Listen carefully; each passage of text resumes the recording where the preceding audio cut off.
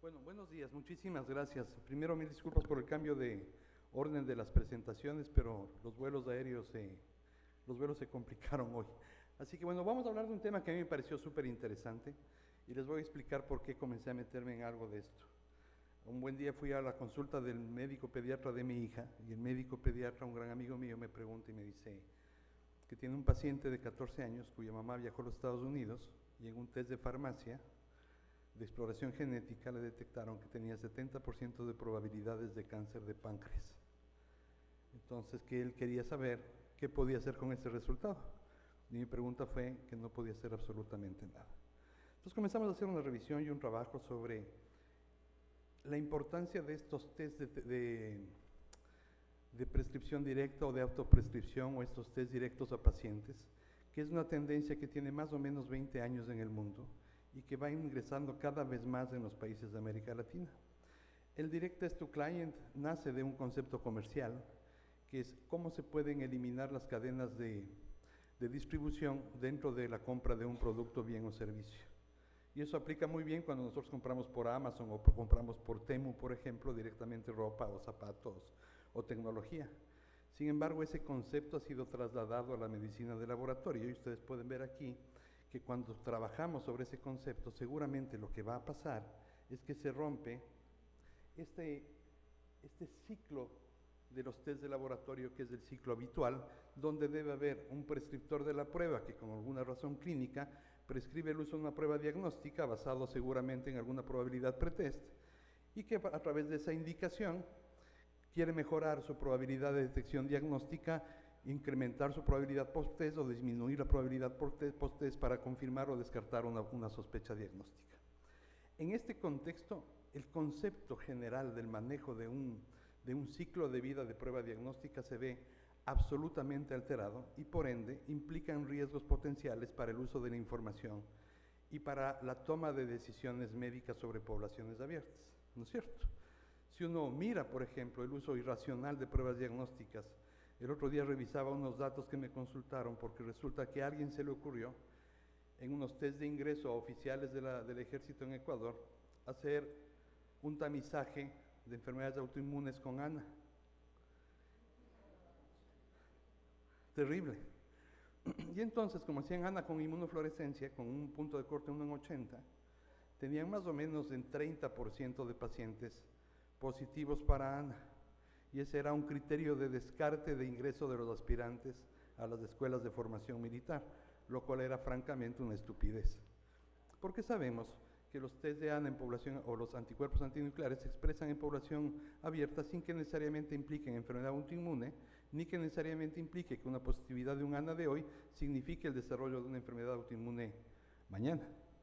Y algo así puede suceder con estos test de diagnóstico que se ofertan directamente a los pacientes. Y ese concepto que ustedes ven ahí del primero, que es el comercial, del cómo yo acerco un producto a un consumidor, se aplica ahora en la medicina de laboratorio a través de estos Direct Test to Customer para Genetic Testing y también se están abriendo Direct Test to Client en otras áreas diferentes a la genética. Y eso tiene algunas implicaciones. Lo que sucede es que el mercado de los Direct Test to Client es un mercado enorme. Ese es el valor del mercado para el año 2021, 1.15 billones de dólares en test directos a pacientes, en donde el 47% del mercado está en los Estados Unidos, y por eso es que es muy simple ir a las farmacias en Estados Unidos y uno encuentra test directos para pacientes, o puede encontrar en las hojas web accesos para autoprescribirse test diagnósticos especialmente de genética. Dentro de este mercado enorme, al 5% corresponde a América Latina de ese 1.15 billones de dólares y se espera un crecimiento del mercado para el año 2032 de 2 a 2.73 billones de dólares, con una tasa de crecimiento anual promedio del 9%. Eso explica el por qué este mercado está creciendo de manera abrumadora e implica de una u otra manera un riesgo para los pacientes y un riesgo para la ejecución de las actividades profesionales en los laboratorios de análisis médicos. Es tan importante el mercado del Direct Test to Clients y el impacto potencial que puede tener sobre la práctica de laboratorio, que la EFLM ha generado ya un documento de posición en relación con los Direct Test to Client, que es ese documento que ustedes ven ahí, que fue publicado el año pasado. ¿Cuáles son los riesgos potenciales que establece esta fuerza de trabajo de la EFLM? Básicamente son los que ustedes ven ahí. Un defecto en la información, el defecto de para qué sirve el test, cuándo se debe usar y qué hacer con la información que yo obtengo de ese test. Si regresamos a la pandemia, creo que la pandemia fue un gran ejemplo en algunos países de América Latina, cuando se colocaron en percha test de antígenos para COVID.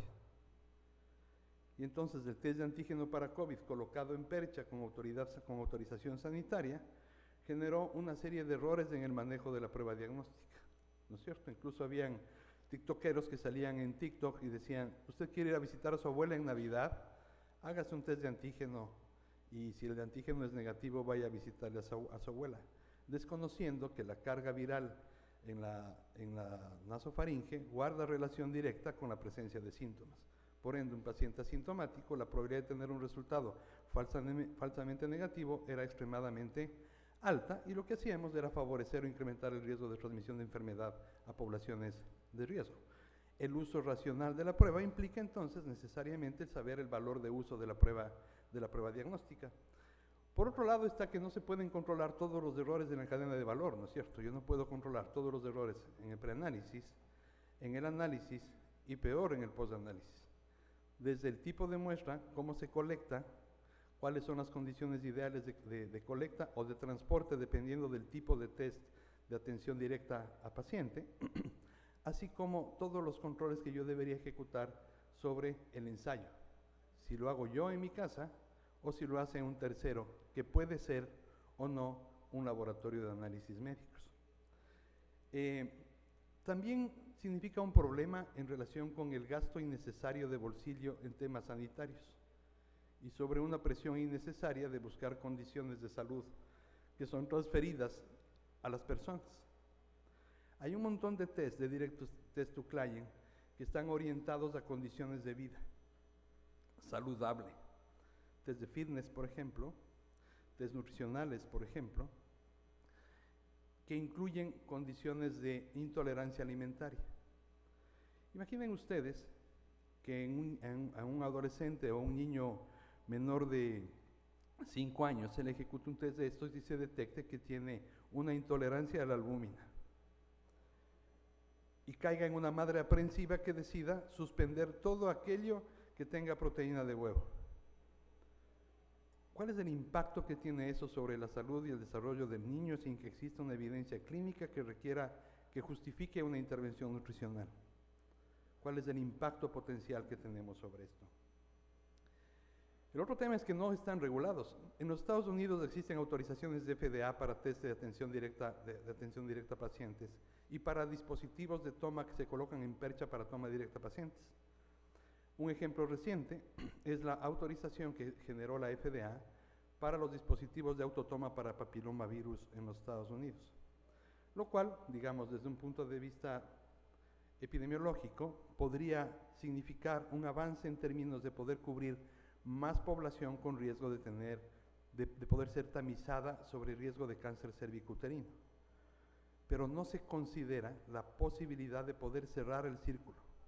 Es decir, la paciente puede ir a la farmacia, puede tomar su test de autotoma, puede hacerse la autotoma, puede enviar por correo su vial con el medio de transporte viral, puede el laboratorio entregarle el reporte en su casa, pero no estamos seguros si alguien toma una decisión con ese resultado.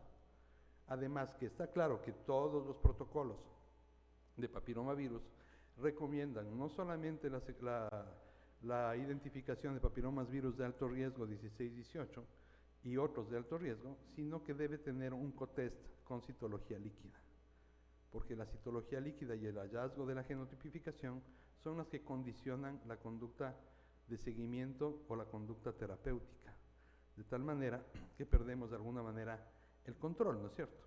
Nosotros nos entusiasmamos también con los tests de atención directa a pacientes porque pensamos que sí pueden ayudarnos a cubrir más población. De hecho, nosotros hicimos un estudio hace unos 10 años para evaluar la muestra de orina como una muestra alternativa para detección de papilomavirus y en efecto funciona bastante bien y de hecho ya hay aprobaciones de FDA para pruebas en orina. Sin embargo, no estamos seguros de que la apertura a la población de acceder a este tipo de test tenga un impacto positivo en la salud pública, y es algo que deberíamos preocuparnos y deberíamos irlo midiendo, ¿no es cierto? Y por último, los temas de garantía de calidad. No tenemos o no existe evidencia suficiente sobre los estándares de calidad que están usando estos laboratorios que están trabajando sobre estos test de atención directa a pacientes, sean genéticos o no, y cómo puede impactar eso en términos de la decisión médica. De hecho, es un tema tan importante que miren ustedes, esta es una publicación de Lancet, me parece, del mes pasado, sí, de septiembre de este año, en donde se habla sobre algunos problemas que se han detectado sobre los test directos hacia consumidor, y donde destaca, por ejemplo, que hay un estudio australiano donde se identifica que cientos de estos tests carecen de las garantías técnicas y que aseguren la confiabilidad en los resultados que se detectan. O sea, existe una gran posibilidad de que hayan resultados falsamente positivos, lo que generaría estrés y sobreintervención innecesaria, o resultados falsos negativos que tendrían o que expondrían a una persona a desconocer una condición de salud real. A lo que se suma un comportamiento del mercado en relación a distribuir estos test como si fuesen bienes y servicios habituales, como si fuesen un commodity, ¿no es cierto? Entonces, no se preocupe, si su test es negativo no lo va a pagar, pero si le encontramos algo, seguro usted va a estar satisfecho.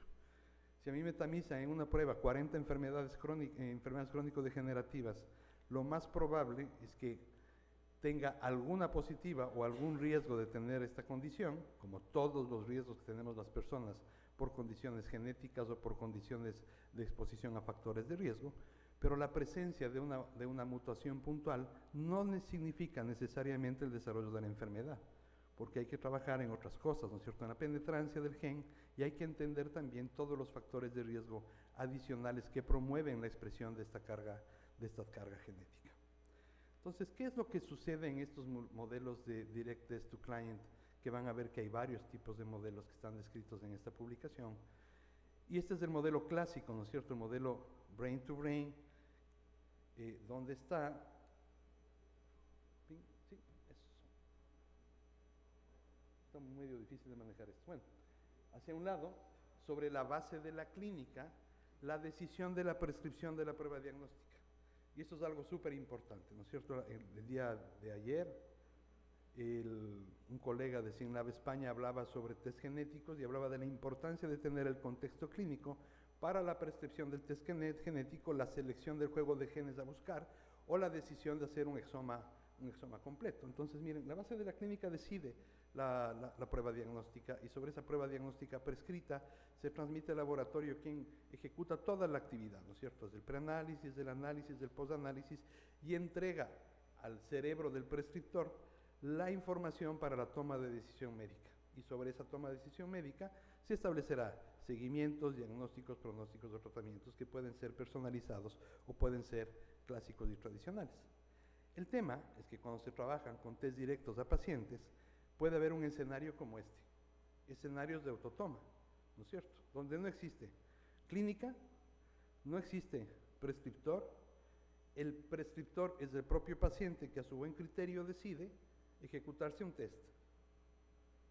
Y este autotest genera un reporte en una muestra tomada en su domicilio que genera un resultado cuyo impacto al final no sabemos. Los autotest de este tipo existen pocos que son comunes, ¿no es cierto? El test de embarazo, por ejemplo, que se hace en las mujeres en domicilio en la muestra de orina, es un muy buen ejemplo de este modelo de home self-test, y que termina con una decisión, que es ir al médico seguramente a confirmar su embarazo o alguna decisión no regulada, ¿verdad? Pero perdemos en ese contexto todo el tema de la vigilancia y el manejo de ese paciente, más o menos como pasaba con los test de antígenos. ¿Cuántos casos perdió la epidemiología nacional cuando los test de antígenos se hicieron en domicilio? ¿Quién frecuenciaba esos casos? ¿Quién tenía los seguimientos? ¿Cómo se establecían las prevalencias de enfermedad si carecíamos de esa información? La otra opción es esta, que son los test de autotoma, un test de ejemplo clásico de un autotoma puede ser un test de genética en donde se hace el análisis sobre las células que se recogen de la mucosa del carrillo. Entonces toma su test, se lo lleva a su casa, hace su test, recoge su hisopado en la mucosa del carrillo, lo coloca en un sobre y lo envía al laboratorio. Y el laboratorio le retorna un reporte con algún grado de recomendación. Y no sabemos si es que en algún lado de este ciclo juega un especialista de laboratorio o no, y juega o no un profesional de la medicina que toma una decisión sobre ese hallazgo. ¿Ya? Hay test populares de genética para predicción de tumores, por ejemplo, que son muy comunes en los Estados Unidos, o para enfermedades neurológicas, que también son muy comunes, e incluso test de paternidad que se encuentran en percha. Y entonces esos sistemas que todavía no llegan demasiado a Sudamérica, pronto nos penetrarán y de alguna manera deberían ser regulados y deberían ser controlados. Y estos son otros test, que son los test de acceso directo, donde el cliente va, toma su muestra, compra la percha, toma su muestra, envía al laboratorio, el laboratorio le regresa y no sabemos qué es lo que pasa con los reportes. En realidad, el mundo de los Direct Test to Client es un mundo extremadamente complicado y cada vez es más probable que tengamos Direct Test to Clients en Sudamérica. No sé si está aquí algún colega de Brasil, pero en octubre del año pasado, la Agencia Nacional de Vigilancia Sanitaria en Brasil aprobó la ejecución de test diagnóstico de tamizaje en las farmacias y en los consultorios médicos.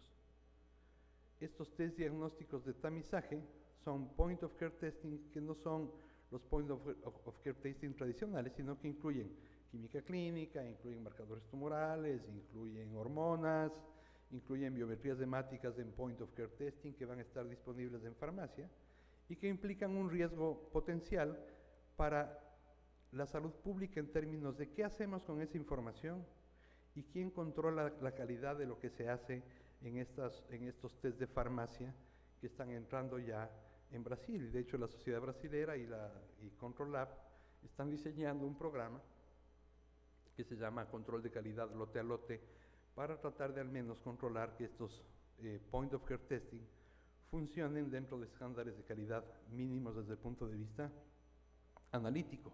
Pero perdemos el contexto preanalítico y perdemos el contexto del post-análisis y la toma de decisión médica. Y además, no sabemos qué tan vinculados pueden estar a una prescripción no médica de un fármaco. ¿No es cierto? Imagínense un paciente que se pegó una farra como la que nos pegamos anoche y hoy decide ir luego de desayunar copiosamente a hacerse un perfil lipídico en farmacia. ¿Alguien puede controlar que a ese paciente alguien no le prescriba una estatina de manera innecesaria? ¿O alguien diagnostique de manera inescrupulosa una diabetes? Pues hay que tener mucho cuidado, y no solamente en el control analítico, sino en los mecanismos de regulación. Creo que en nuestros países, hablo por Ecuador al menos, carecemos de regulación sobre este tipo de intervenciones que han sobrepasado los requisitos normativos. Los point of care testing, por ejemplo, no están regulados en Ecuador, y eso ha hecho que en muchos laboratorios de mediana complejidad entren metodologías inmunológicas, por ejemplo, que son point of care testing, como los test inmunológicos de flujo lateral, que hay varios equipos, instrumentaciones pequeñas de escritorio, donde se corren, entre otras cosas, hormonas tiroideas, y cuya recomendación de buen uso o de uso racional es, si usted tiene ahí un paciente que puede ser clasificado como hipotiroideo, no diagnostique hipotiroidismo con ese test, llévelo a un test habitual de laboratorio para poder confirmar la condición de hipotiroideo o de hipertiroideo. Es decir, existen un montón de condicionantes que pueden afectar de una u otra manera a la toma de decisión médica. Y esta publicación muestra algunas de las ventajas y de las desventajas potenciales de cada modelo de ensayo, ¿no es cierto? Obviamente la ventaja que tienen todos estos test en su mayoría es la inmediatez, o sea, la capacidad del paciente de tener una respuesta diagnóstica rápida, entre comillas, y de poder ejecutar su toma de muestra en la privacidad de su domicilio. lo cual incluye también otros riesgos, ¿no es cierto? ¿Quién asegura la identidad de la persona que se hizo el test? ¿Y qué implicaciones tendría esto desde el punto de vista legal? Hay un montón de condiciones que uno debería analizar cuando comienzan a pensar en test de atención directa a paciente.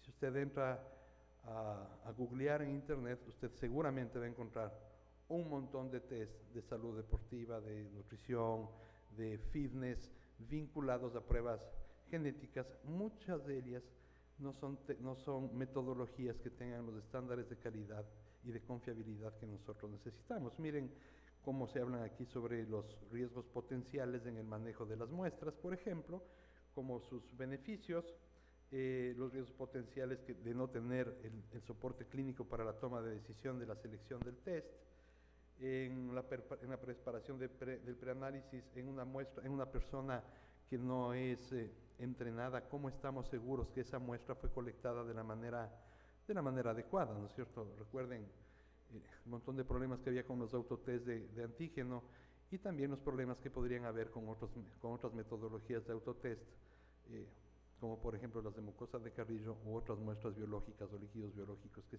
se colectan para trabajar en este tipo de test, porque trabajan habitualmente sobre sangre capilar, sobre saliva y trabajan sobre mucosa de Carrillo y orina, que son las muestras habituales que manejan este tipo de test. De tal manera que existen un montón de condiciones que no son controladas y que generan un riesgo potencial en un mercado de billones de dólares en donde países como los nuestros requieren tener fundamentalmente la capacidad de gestionar adecuadamente los recursos sanitarios y que afectan enormemente a la población desde el punto de vista de gasto de bolsillo. ¿Cuánto gasto de bolsillo representa la ejecución del test y todas las decisiones adicionales que estén vinculadas al resultado emitido por este tipo de metodologías? Miren que existen un montón de cosas que podríamos conversar, cuáles serían las potenciales acciones que nosotros deberíamos trabajar. Pero creo que lo que hay que rescatar en un entorno como el que estamos, que es una reunión en donde estamos las sociedades de patología clínica de toda América Latina, es entender estas dos frases que yo he resumido ahí. Los especialistas de laboratorio deben salvaguardar y fortalecer los procesos de prueba dentro del ámbito tradicional del laboratorio y abogar por una legislación más amplia y un control de calidad de los direct test to client.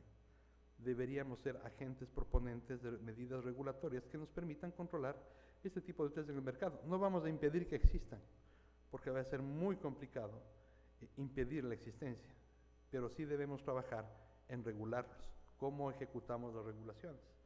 Los especialistas de laboratorio deben abogar por un mejor soporte al consumidor, que estos test tengan información clara sobre sus usos y sus limitaciones, que especifiquen claramente para qué sirven y cuáles son los potenciales fallos que tienen y cuál es su verdadero desempeño. Deberíamos comunicar la importancia de la calidad en la selección de este tipo de pruebas y destacar la necesidad de que estos resultados sean clínicamente procesables, o sea, que se entiendan y sirvan para de alguna manera tomar una decisión médica, que se acompañe de información que sugiera o que obligue al usuario no a entender el reporte, sino a ir a una consulta médica que permita generar información adicional. ¿Qué debería pedirse en estos test? Que los formatos que ellos emplean pidan al menos información clínica básica mínima sobre síntomas, sobre condiciones clínicas del paciente que permitan orientar la toma de decisión del test de frente a un hallazgo positivo, por ejemplo. Debe asegurarse que el manejo de la muestra, la rotulación, la toma, sea lo suficientemente fácil como para asegurar que una persona no entrenada pueda manejar adecuadamente este tipo de muestras. Ya hablamos sobre los temas de calidad, ya hablamos sobre la capacidad que deberían tener para proporcionar resultados que sean clínicamente fiables y permitan tomar decisiones, y los resultados no deberían incluir ninguna recomendación para la intervención médica más allá del consulte a su médico, porque existe un riesgo enorme en su uso. Entonces recordemos siempre que cuando nosotros hablamos de test diagnósticos y cuando hablamos de seguridad del paciente, siempre a menor riesgo, mayor seguridad, y es algo en lo que nosotros deberíamos trabajar de manera permanente por un tema básico de enfoque de seguridad del paciente y por un tema básico de trabajar con una visión de medicina basada en valor. Cómo nosotros aseguramos la mejor inversión en pruebas diagnósticas, ofertando el test correcto al paciente correcto en el momento correcto. Este es un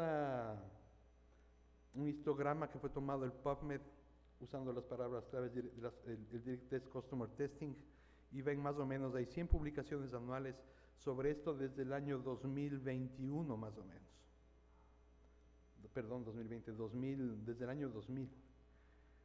Esta es una tendencia, al parecer irreversible, pero que necesita ser controlada, y los especialistas en laboratorio deberíamos trabajar para asegurar el uso racional de estas pruebas diagnósticas, pensando en estos conceptos básicos que hemos discutido hoy. El test correcto para la persona correcta en el momento clínico correcto para apoyar la toma de decisión clínica correcta. Muchísimas gracias.